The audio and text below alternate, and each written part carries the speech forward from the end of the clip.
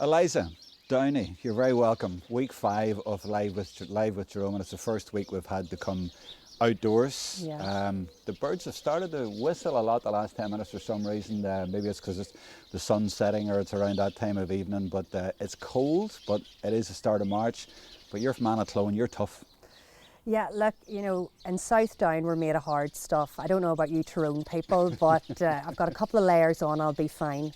You had a lot of Tyrone friends, or used to have a lot of Tyrone friends, but you're used to slagging them. Like, it's all banter. I think if you've played football or if you've been at uni with the Tyrone Mafia, as they were called back in the day, I have lots of friends and really good memories from that time. Well, let's go straight there then, why not? Tell me about those girls. You won the O'Connor Cup in 2008 Yep. with Jordanstown. Tell me about all the Tyrone girls, Maura Kellys and all those sort of girls.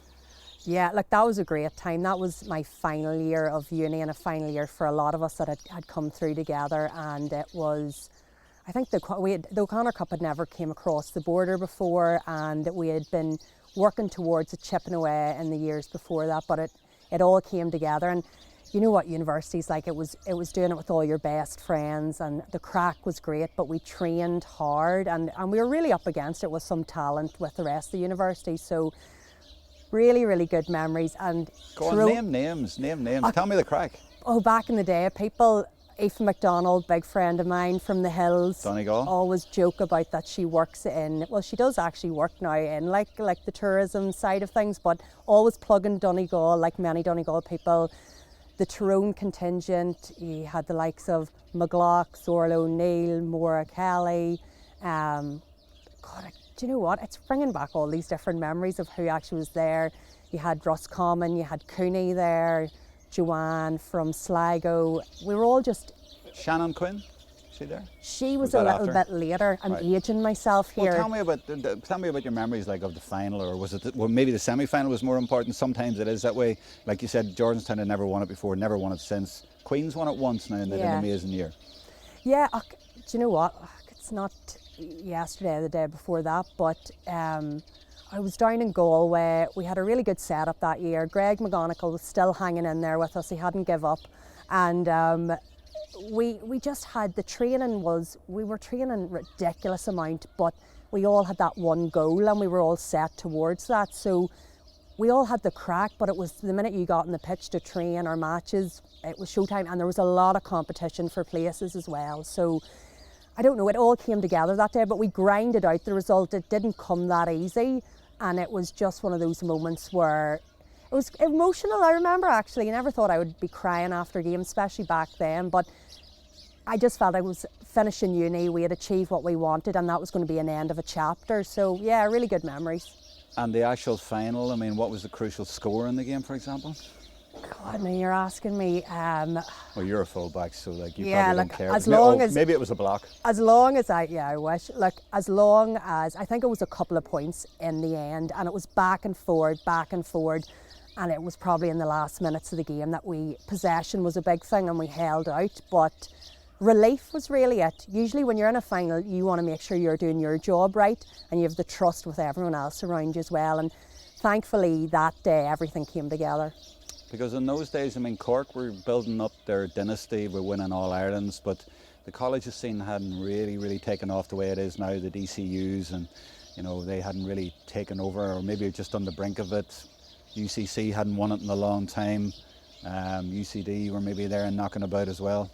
Yeah, I remember UL were always, you know, thereabouts, really strong. Any of the universities in Dublin, like the likes of, you had your great like Cavan players, Brona Sheridan was playing, we had many a battle on the pitch, and it was always going to be 1 or 2 points. So it was just which team showed up in the day and who could be consistent right up to the last whistle. So look, it was good for us. It put us on the map a little bit. It was easy to always think about the Corks and the Dublins, so it was nice to bring it sort of up home in Ulster, you know. And you were starting to play rugby about the same time, were you? Yeah, exactly. Like, that's a good idea for people if they're in final year of uni. Take on a new sport as well as trying to win an O'Connor Cup and you know, get your dissertation in on time. But how did Greg feel about you playing rugby at the same time? Do you know what you have to do? Have really open communication with people. No, you know what? It was about trying to balance You mean everything you out. didn't tell him? Yeah, a little bit on the sly for a while, but it wasn't too. Gaelic always took. It was predominant. If I fitted in a little bit of training, worked out a little. My first ever taste of rugby was first year of uni, where a couple of the girls in halls and a couple of the guys were like, "Oh, there's a 7-a-side. You know, you're athletic. Do you want to try?" Like, I was running ahead of the ball, all that stuff. When I'm ready for the 1-2, they were like, "No, pass back," you know. And that was my first taster, but I never got into it again for another 3 years, literally because Gaelic just completely had taken over between it and county football. So, yeah, Jordanstown was where it all happened, and it exposed me to rugby. I'd never had a chance to play it before. But you wanted to play it. Yeah, I'd been a big Ireland Ulster fan. Rugby was in our house. My dad and my brother had played, but as a girl, I just didn't really have that opportunity with any of the local clubs, and you know, I had never experienced it in school also, so I didn't have a space or an opportunity to try it out. Did you think at that stage that a young Catholic girl from Anathlone didn't play rugby? It wasn't your game? I think there has to be a little bit around what you know, what you're exposed to. Like, I watched it all the time. I think maybe the gender thing was that my brother went off on a Saturday morning to play rugby, but I didn't, and it kind of just, without it ever being said, it just was a given. But I always remember, this is one of my first real memories of it. My brother was down playing in Ravenhill in a little half-time minis, and I remember there was actually a girl playing on the other team. I've always tried to work out who it was, and honestly, she roasted every one of them. And I remember thinking, right, okay, you know, and that was like, God, I must have been about maybe 11 or 12.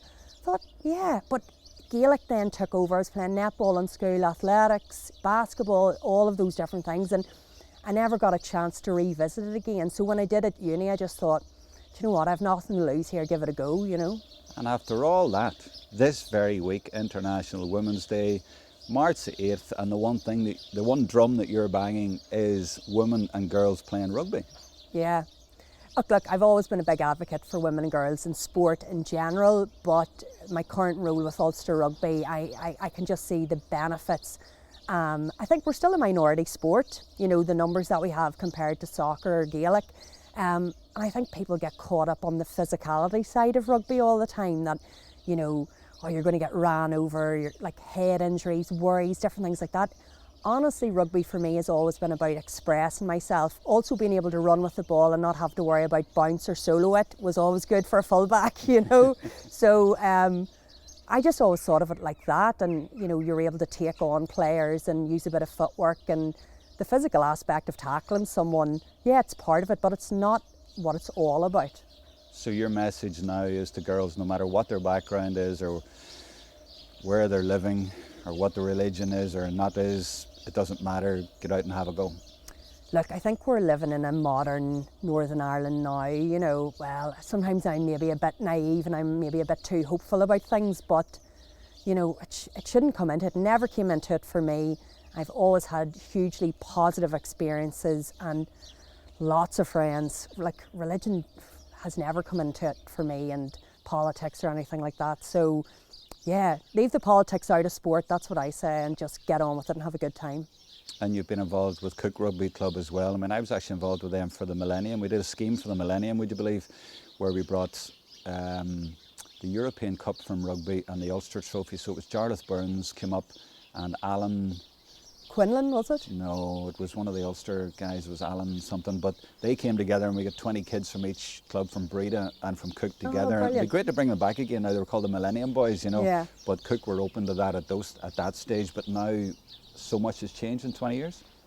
Yeah, look, you know, we have people come from all different backgrounds and all different sports. I was lucky Gaelic lent itself to rugby with the transferable skills, but I think people are not as insular in the fact that they're like, you know, why don't we chat to the other clubs and like get a little bit of collaboration, partnership, have a bit of community spirit about things, instead of maybe 10, 15, 20 years ago, it was like door closed, we don't want you taking our players, you know, it's all just about us in here. And But any of the work I'm doing, everyone's always up for that. The great work that East Belfast GA are doing as well, and how they're partnered with so many different people, I think is a really great example of it. So yeah, no, really happy Cook Rugby Club are and have always been really progressive in that mind.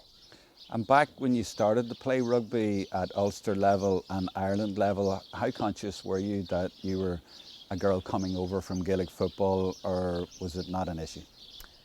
Okay, I think whenever you start anything new, you have a point to prove. It's kind of trying to gain peer respect, you know, regardless of whatever sport it is, and that you're kind of not a one-hit wonder, and you're there to graft, get better, and put the effort in really, and make those big tackles, you know, run back to the last chance, and show people, like, you know, I'm here, I'm part of this, I'll give you everything, you know, and I'll be a teammate that'll show up for you on the day. So I think it was more about that. I don't think it was more, the odd time maybe, it was maybe the story I told myself around, oh, I hope they just don't think I'm the Gaelic girl that doesn't know anything. So there was a lot of what I maybe had to prove to myself, and hopefully I did that for others as well. I'm wondering about the reaction from your family when you ended up playing for Ireland in the World Cup against Kazakhstan or USA or whatever, especially that your brother had gone off and played, the reaction from him, but also from your dad?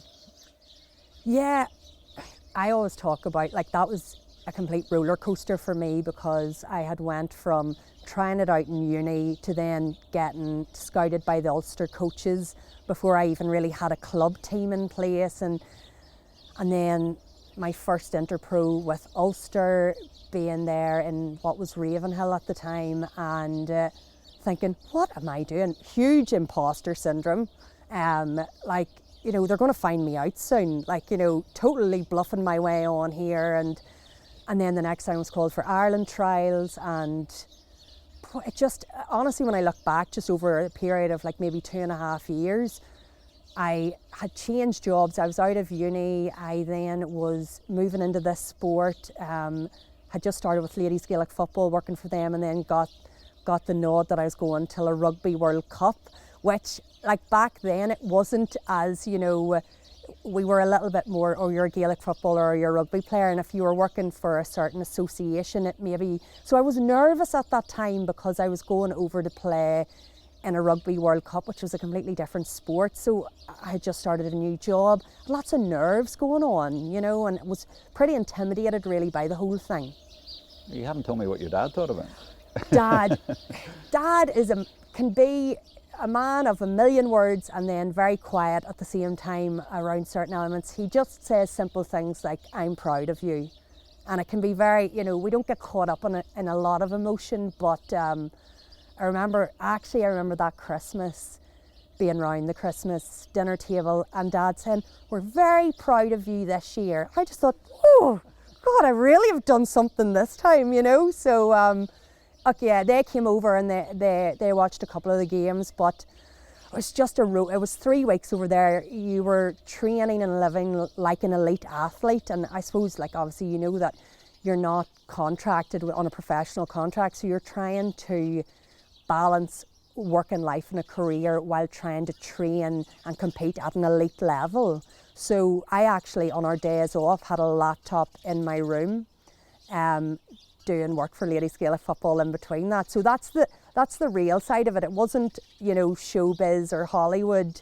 You know, that was what it was like to be a woman playing back then in 2010.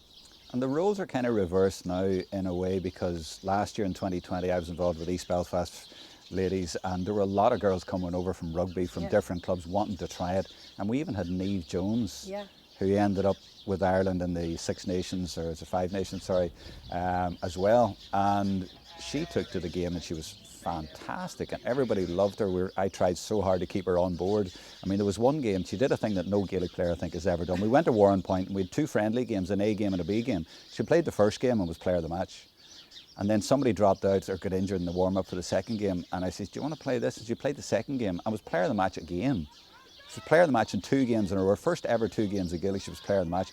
But a lot of those rugby players were only so delighted to try Gaelic football. Yeah. So you tried rugby, now they're trying Gaelic. Yeah, and like, do you know what? Like, that's the way it should be. Like, for any athlete, they would see it as a challenge, and they're competitive as well. So that's a driver for they'll want to get better at it. And look, team sports lends itself to that, the camaraderie, people helping each other, you know, motivating, encouraging, and having a new space to express yourself in. So, look, I know Niamh well, and I remember chatting to her throughout it, and she absolutely loved it, and she loved the buzz, and trying to tell her to not overthink, you know, taking her 4 steps and bouncing the ball, and just like, I was like, just, you know what, go. If they blow you up, they'll blow you up, you know, and she loved it. But I never knew that she played those 2 games in a row, so that was good endurance for her. Oh, that's what got her onto the international team, you know. I take all the credit for that. What about lockdown at the minute? How are you coping with it, and what advice can you give to anybody out there listening and watching this, you know, because we're having a nice chat here as if everything's normal, but it's not. Yeah, normal. Isn't that like a word that we like throw around now? I suppose I'm surviving. You know, I think we all are. The first lockdown, I don't know, I felt like it was easier. I had better routine, and I don't know, I just felt like I had more control over it and bought into it more. I think we're all hanging on by a thread at the moment because the goalposts have been changed so many times. So look, I'd be lying if I said I have it sussed and I've got everything in place. But look, there's different things. I've evolved 100% as a person. I was chatting to you about adapting and learning how to survive. And there's different little things I've put in place to try and make things a little bit easier on myself. And I kind of know myself well enough that I know when I'm kind of teetering on the edge. If I've been in the room, like, as I've just described myself as like Gollum in her cave, where I'm at that laptop and I haven't left the house all day, and it's not good for you, you know. So you can get totally caught up, and you don't have any of those extra things to get out of the house for, because everything's done within the house. You know, you can go out to the park or do a workout in the park or go for a run, but the social interaction, is the thing that I'm chatting to people every day, you know, on screen, but just to be able to sit down with someone, have a coffee, have a bit of crack, and that's 100% what I've missed the most out of this whole thing, and something I'm really, really looking forward to. Tell me about the swimming. Yeah, swimming, outdoor swimming. I'm so cliche, aren't I? You know, everyone's picking up these different things. Yeah, look, I had a friend that hadn't been very well, and she had got into it, and there's nothing like a little bit of, not peer pressure, but, you know, will you come with me to try it out? Oh yeah, no worries. You know, absolutely loved it. Like, you know, now the winter swims are tough. Like, they will test you. When you talk about hardy people, I look at people and, you know, someone just turned the birds off. That was interesting. I went out, and the endorphins from it are just really hard to describe. You see these people and you think they're mental, and they're little groups, and they're out there and they've found their new tribe, and they're out. You're out there, and the word's present. You're totally present just in that at the moment, and there's nothing else going on. And I'm not worrying about work. I'm not thinking about anything else. I literally am thinking, this is lovely, this is peace, this is calm. And I come back out, and all the endorphins flood my body. I feel great, and I feel like I've achieved something in the day, especially during lockdown, where we're maybe just at a computer all day. So it'll be a thing that I'll definitely keep going now, post-lockdown. Do you think pre-lockdown we'd have done an interview like this, and we'd been down thinking, or I'm certainly thinking, why did those birds stop all of a sudden? Where have they gone? I have no idea. It's the weirdest thing I've ever. They've been loud for about 20 minutes, and all of a sudden it's like somebody flicked the switch and I they're know gone. what it is. It's tea time. You know, they're a You bit reckon? like myself, only quiet when I'm eating. So. But it's like nature now. People are going, what happened there? You know, people are aware of all sorts of different things. How mad is it though that people now are all loving nature? You know, this has had to happen for us to actually get outside.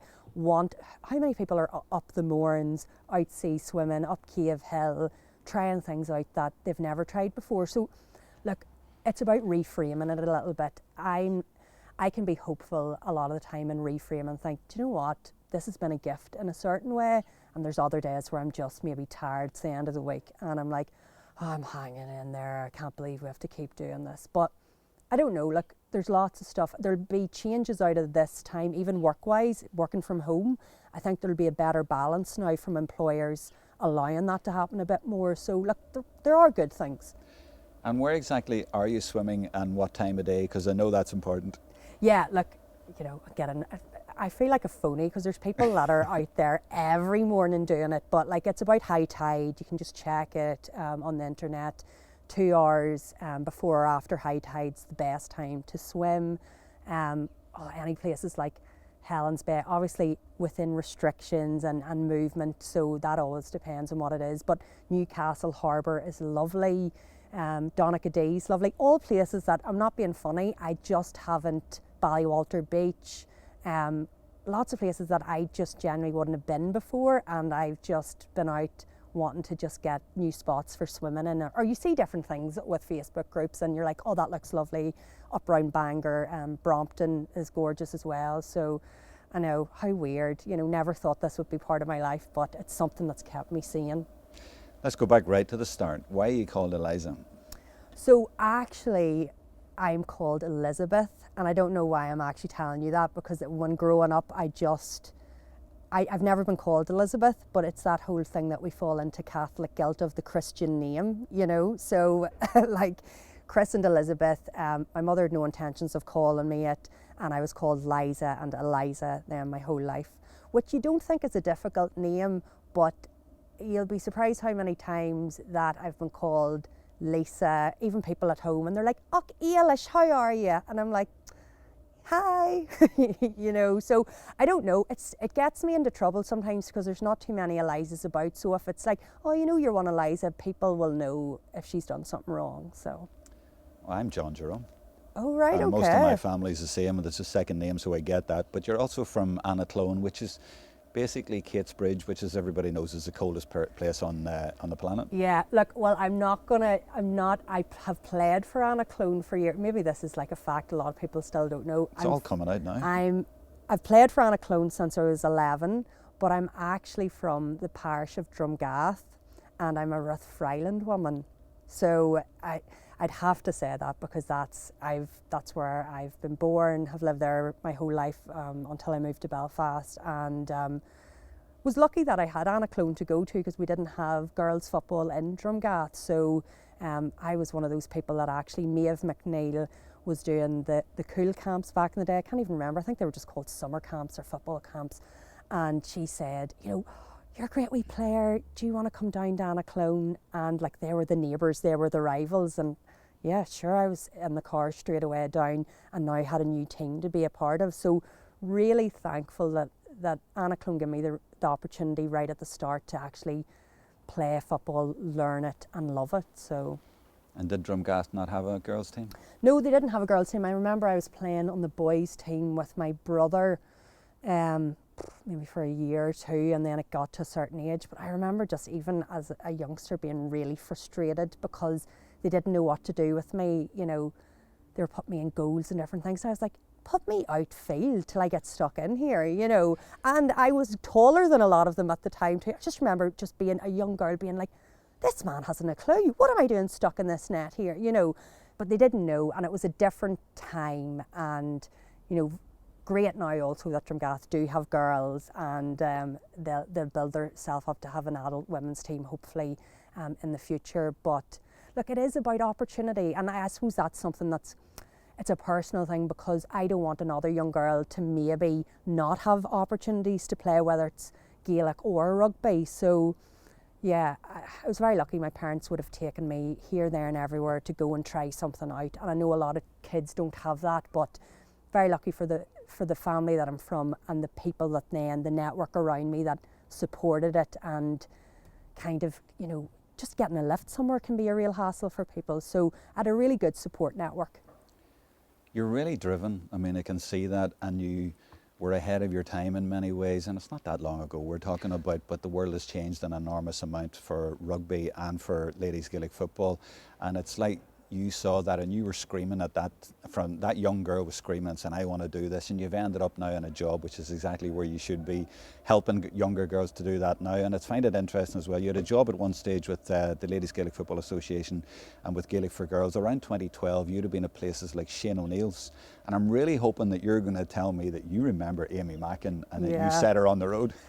Yes, this is the interview where it breaks that I actually created Amy Mack, and so she is welcome. No, I'm totally joking. Yeah, look, Gaelic for Girls was a great initiative, and it took me all over the place. When I think Ballyjames stuff, places that I'd never heard of before, and I was all over the country, 32 sites, starting up Gaelic for Girls, places that had never had girls football in them. Cavan Gales was another one, you know, all over the show. I covered Ulster and then Louth, which was just like a little add-on. I don't know how that ever happened, but yeah, Shane O'Neill's. That would have been Lynn Savage, no doubt. Oh, yes, like Lynn is the oracle of ladies football. And a good Louth woman. Yeah, and true to her roots, a good coolie woman. She's trying to get them into Ulster. Yeah. But yeah, like Shane O'Neill's, like, and I was trying to look back because I've been asked about it before, and we have tied it back that Amy would have been within that group. But like, you know, there's lots of great wee and her footballers. sisters and her brothers sister, were yeah, all around that yeah. area at the time, and you know, she'd have been kicking the ball against the wall across the road in her house from the pitch, and she'd have been there all the time. So you must have had something to do with it. Yeah, I'm not going to be that phony to pretend I had anything to do with it. That girl's just sheer talent and really resilient, and fantastic to see her win that award last week. Really well deserved, especially after her injury. So does it make you proud to think though that you?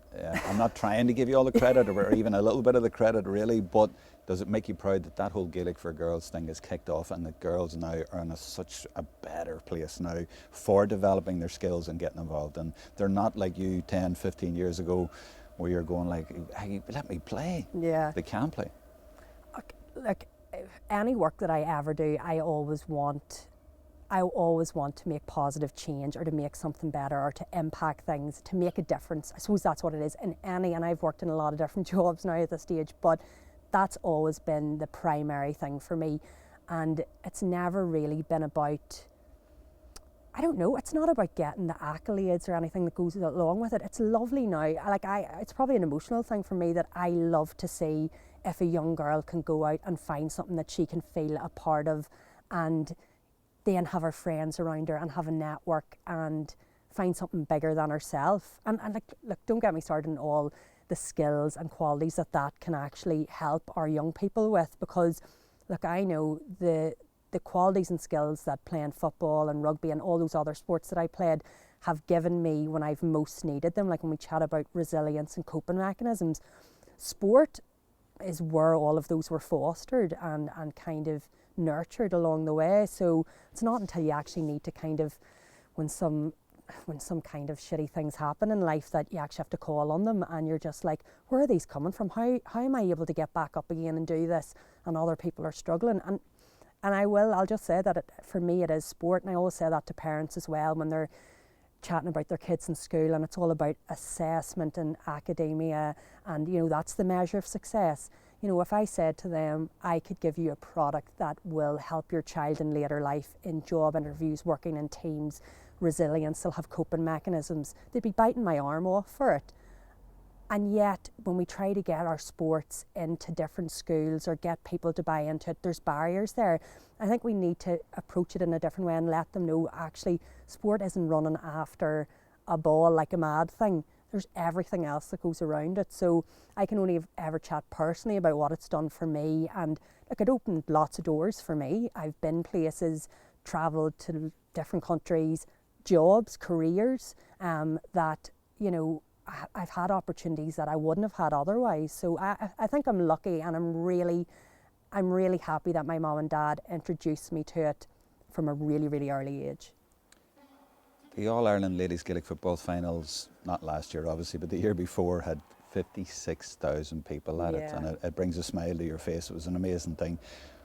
What do you think of the work that the Ladies Gaelic Football Association has done down the years and where it is now and the potential of it. I mean, Marie Hickey is stepping down as president. She's been there 6 years, but she wanted to fill Croke Park and she hopes it will be filled. And it might have been last year if things had gone okay. You know, if they open up the hill, it could get there.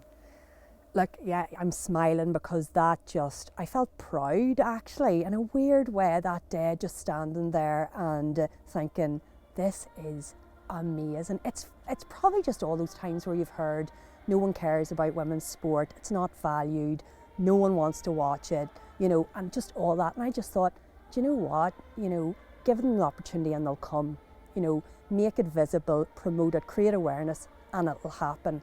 You know, it doesn't happen overnight. It's organic in the fact that you need to feed it and you need to actually build the spectator and the fan base. And look, TG Caher have done it, ladies Gaelic football, that a huge investment from Lidl as well. The stuff they're putting out is fantastic, and the investment that they've put into the women and girls game there. So ladies Gaelic football, I sit on the National Development Committee with a lot of my old friends that I used to work with, and they are doing fantastic stuff at the moment and really innovative, creative ways of creating more visibility around the game. Talking of All-Ireland finals, let's go back to 2014 when Down beat Fermanagh in the All-Ireland final and you were playing fullback, and we'll have a little video to play for you here, so I'm going to ask you to have a look at the screen and watch it for a couple of minutes. There's some great memories here. And before we actually hit play, where's that banner from? Who's holding that banner there? Do you know what? That's my cousin Nicola. Look at her, proud as punch. This is what I mean about family and a support network. You know, oh, they show up. I haven't watched any of this, by the way. Okay, well, these are a few bits I picked out from the match, right? This here is, if I've ever seen a rugby fullback collecting a ball, that's a rugby fullback. Tell me I'm wrong now. Oh, God, that's You nearly funny. dropped it too. I haven't watched this. We never got the DVD of it. Okay, well, you're watching it now for the first time. Oh, yeah. These are a couple of nice bits here. Tuck the ball under the arm. What's this bit here? Yeah, you mentioned earlier on about the fullback going up the pitch, and there you are, and you're soloing. Now, you look like you're going to get a nosebleed here when you get the ball. The solo isn't too smooth. I think I actually do a big hoof here, do you not? No, give it to Kyla. Good. Give it to Kyla. Good. That's always a good idea. Give it to one of the forwards coming through. And this is a block by your captain, Niamh McGowan. Oh, brilliant, yeah. Fab. That's what you love to see there. And do you know what, that just, in the back line, because there's not many things that, you know. And there's you, slowing up the play. Like, you know what, why was it always the fullback that had to be strategic? Like, let's slow things down here, folks. Yeah, but the funny thing was, a minute later. Was I all right again? You're Oh, look, I'm fine. Another it's miraculous. Another rugby catch. It was that holy medal. It must have been, yeah. So you were down, but you're up again a minute later, and not getting stuck in there too much, just holding the play up. You couldn't have given Sharon Little an inch that day, because the week before, sorry, I'll just get so cut. This will just bring me right back. And this is the last couple of seconds of the game. Oh. Kyla thinks, look, I'm going to take the ball back up the pitch, and then the hooter goes, and what do you remember about this? Oh, relief. Oh, absolute relief. Look at everyone. And you were full back, but you must have been around the middle, because you're in the middle of that, and I've picked out a shot of you here now. I've slowed it down a minute, and you look as if you just don't believe what has happened here. This was 14 years. No, this is 6 years ago. No, 14 years of being on the county team. That's what that looks like when you have been there. Yeah. And Niamh lifting the cup. Yeah, like that was, the memories are amazing. And your banner right up behind it. There's my cousin Nicola. Fair play to her. Do you know what? That's lovely. That's so lovely to look back on. Look at her. That was relief. That was relief, Jerome, because that was a complete. When I say the word roller coaster with the rugby, that year with Down Ladies was a roller coaster of emotion, and I had just come back from Australia, and it was definitely carrying about I don't know how many pounds extra, and just thought, right, will I get back into county football here? And I remember the first session I was ill, and that was the start of it. I was like, all right, I've bought in now, you know, what's the year ahead going to look like? It's a mix really of players that had been there for a while and then really new girls coming through, and I was trying to find a culture within the team in that 1 year. And there was just, it felt longer than a year. I think it actually aged me a little bit. The training was the hardest training I've ever done. I remember that year that Down kept staging amazing comebacks. Yeah. I mean, they were something like 9-10 points down to Longford and Clones, Twice. and they won it. And they were way back behind, excuse me, you were losing to Armagh in a league final in Parknell Park. I think it was like 4 or 5 points down with like not long left, and you just won it. There was two of them that I remember. It could have been the quarter-finals, semi-finals, which I think it was we really did have a habit of doing that. And you know what, it's not good. It's not good for the heart, and it's not good for a fullback who's watching people coming at you. We had built up twice, 10 points a lead. Lovely cushion, and sure, it's just too easy. Let's invite them back on us again. So I think it was the Sligo, they came back at us. We hung on in their last minute of the game, won by a point. Leitrim came back. We had to go extra time on it, and honestly, I remember feeling absolutely. It was Mark and Anya Ty that there, who is like the tallest person ever. I'm only 5'5", and she was their woman. Like, we need to hit her every time, and I just thought, I've managed to keep her out for a full bloody game, and now I need to do extra time, you know. So that All-Ireland final, and we ended up beating Fermanagh well that day.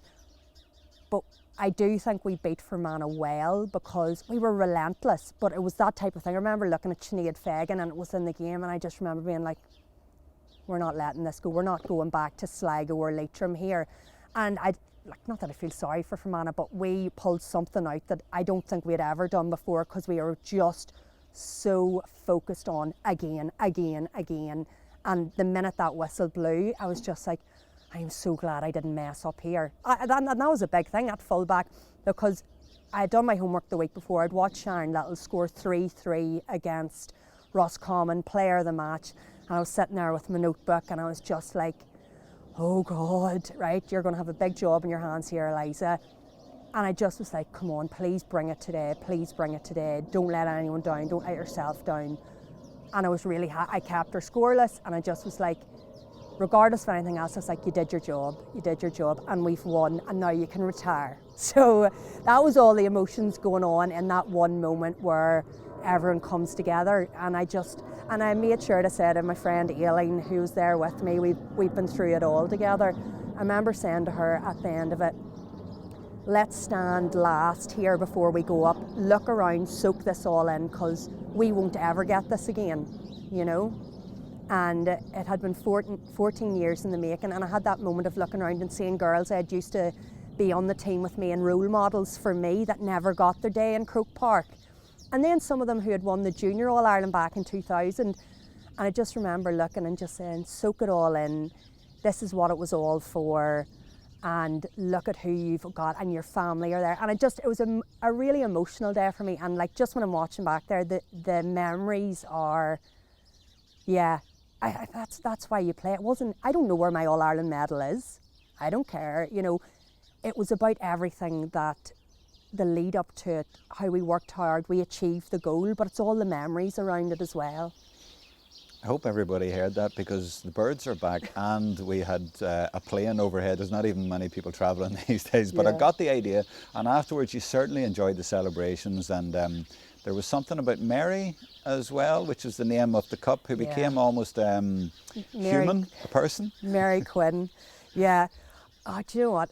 It was maybe a bit much on reflection how we celebrated for the months after that win. I don't think anyone's ever celebrated like that. Like the Canal Court, there was times we're like, back again, girls. And we're like, it's us. And they're like, okay, like Down Ladies is over now. You know, it's been months now. And we're like, oh, come on, we're rock stars. You know, it was just a complete joke, but we enjoyed it. We had fun, and I knew it was the end. It was the end of a chapter for me, and it had been a lot of hard work and sacrifice leading up to it. So I don't know, yeah, just kind of just letting loose a bit and kicking back and just trying to enjoy, and with your friends around you at the same time. So like, anyone that's been on a football team knows that it just can get crazy after you win something. So we did it well, we celebrated well.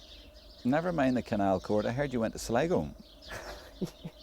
Maybe you can't tell me anything about that. No, we did. You know, it's always good to travel. There was a group of us that went to Sligo, and God, like, just we were on the beaches, swimming, in the pubs, you know, doing a little tour of the place. But it was a nice way to finish it. Look, I always think endings are something that need marked properly, and I never had any regrets after like finishing, retiring then, because we had won, all the work had been done, we celebrated, that was ended, that chapter in my life was now closed, and I could just move on with it and not have, although it was like really sad, I never announced a retirement or anything like that because I'm not overly good with endings. I think they've got the idea now. Yeah, well, after 6 years, I'm not going to be back, people, you know.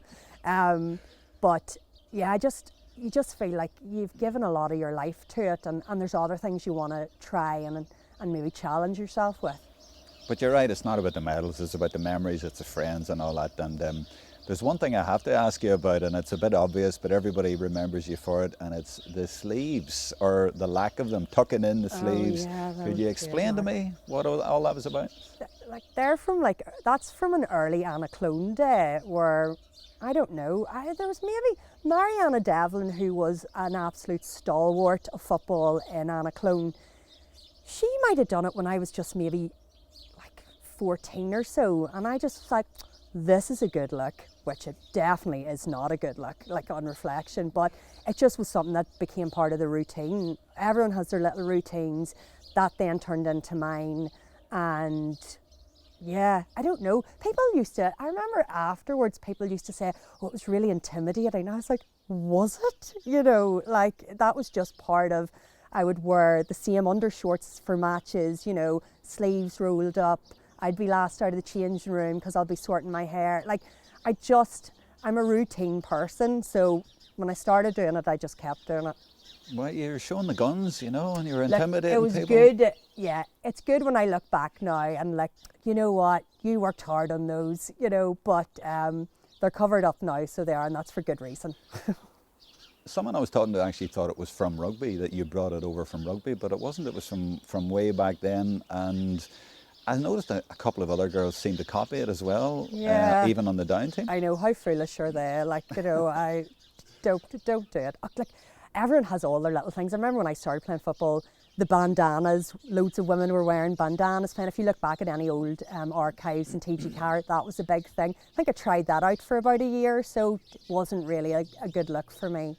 Let me ask you a few things comparing rugby and Gaelic, because you've done both. You're in a good position here. What's the crack like in both? Is it different? Is it the same? Look, the crack / banter, whatever you're going to call it, it's a team environment. It's on the bus coming back from a match, like in later years when you're having a couple of beers, a sing-song.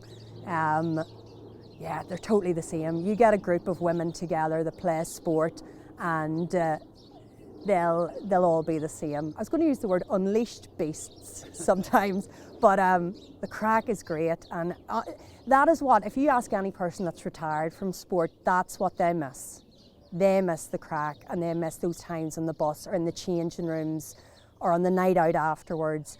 And like, I have friends that I'll have forever because of those teams that I've played in. So no, doesn't matter about the sport, it's all the same. Okay, what about coaches and managers and their little personalities and things between rugby and Gaelic?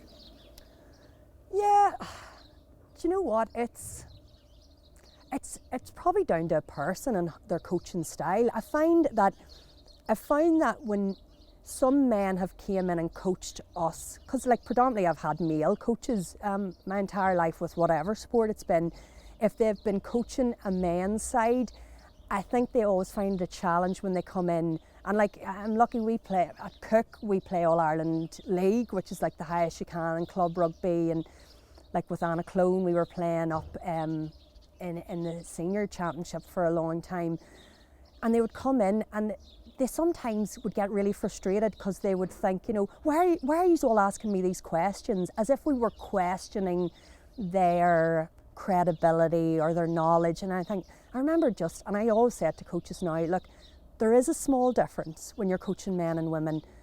Women like to know the how and the why. You know, why are we doing it? How does this work into the game? And when you coach in that way, they'll buy in and they'll give it 100%. If you don't, they'll ask questions. And it's just maybe the nature of girls and women that they're more inquisitive. Like a guy, you'll say in rugby, flip that tire 50 times for me. All right, no worries.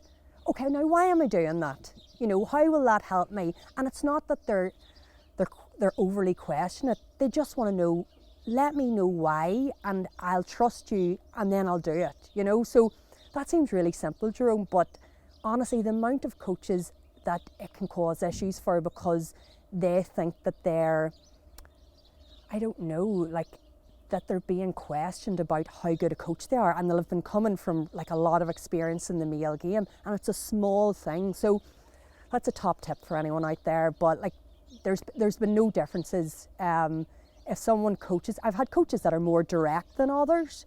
I've had coaches the coaches I've gravitated towards the most are the coach that takes time to get to know the person behind the player and has, I don't like to call them soft skills because I think they should be a part of everyone's coaching mantra, but like have really good questioning and listening skills. You touched on something there though. Would you like to see, or what would it take to have more female coaches, not just in Gaelic football but in rugby?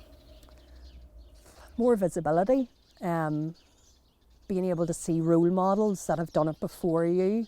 They are out there, but we need to hear their stories more, and we need to create more awareness around it, and we need to make it attractive to go and do that you have support, that you have guidance, you'll have a mentor, you know, rip away all the barriers and actually say, look, you have an opportunity, is that something you're interested in? Well, you can go and do that.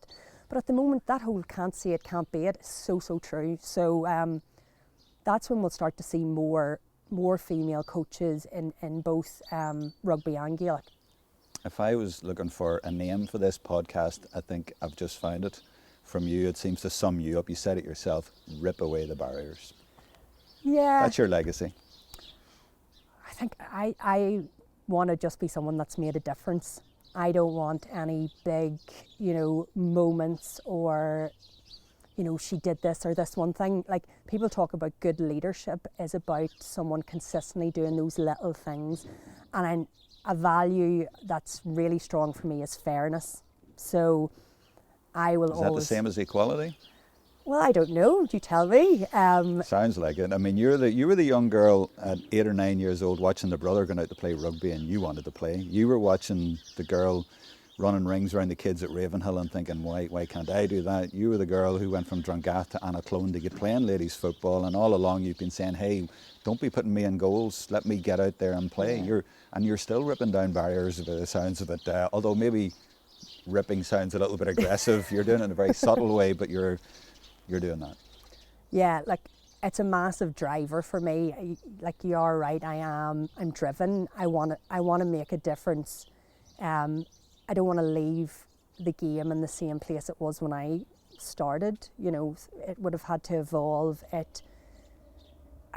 look at it, you're right, fairness, equality, inclusivity. I don't like people being left behind. If someone is at the table, then pull up a seat for someone else.